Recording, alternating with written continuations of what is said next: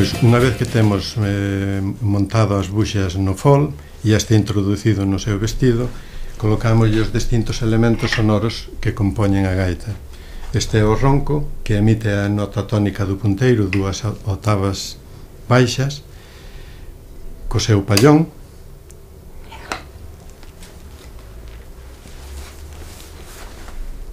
Esta é a ronqueta, que, ao igual co ronco, tamén vai provisto de un pallón, pero neste caso o que dá é 1 octava baixa, con respecto ao punteiro. Este é o punteiro, que é a parte da gaita que nos produce a melodía. O soplete, que a súa válvula,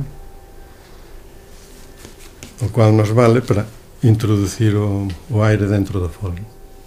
Isto vai colocado de maneira de que o son envolva o gaiteiro, né?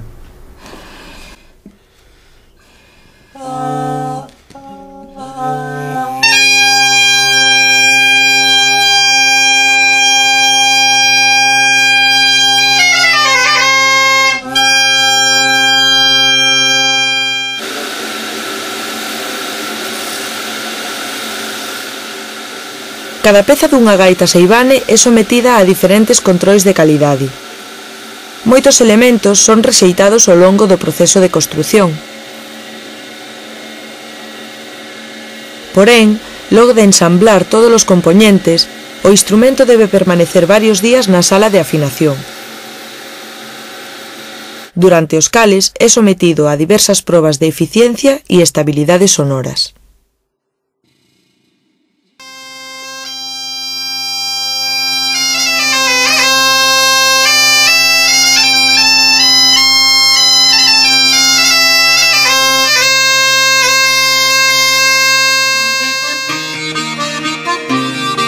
A familia Seivane tivemos a sorte de coñecer a moitos dos grandes intérpretes da nosa música tradicional e de contribuir a espallar a gaita galega por todo o mundo.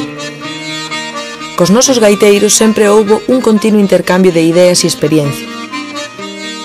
Algúns mesmo lle dedicaron composicións ao meu avó Xosé Manuel, como mostra de gratitude polo seu labor en prol da música galega.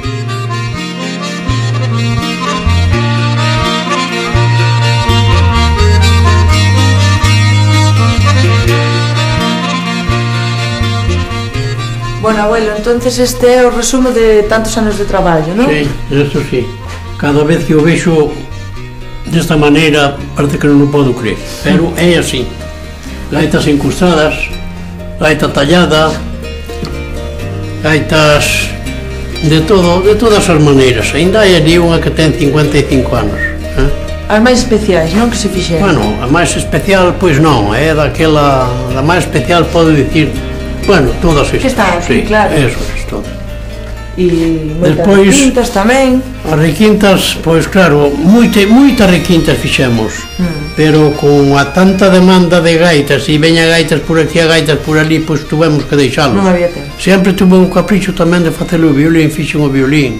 Sí. E bueno, a zanfona fixen 3. E a zanfona gustaríame moito seguir facendo a zanfona, porque é moi fácil de facer a zanfona. Pero, con tanta demanda de gaitas, nunca puidemos facer máis. E ves, tamén te recordarás desta gaitiña. Home, claro que me acordo. Cando eres unha muñequiña pequeniña, que tiñas 3 anos, ibas facer 4 anos. Sí, a primeira gaita que me fixeste, sí, un pouco a medida. Eso é. Ahora xa me queda pequena. Sí, sí. Bueno, foi moi ben.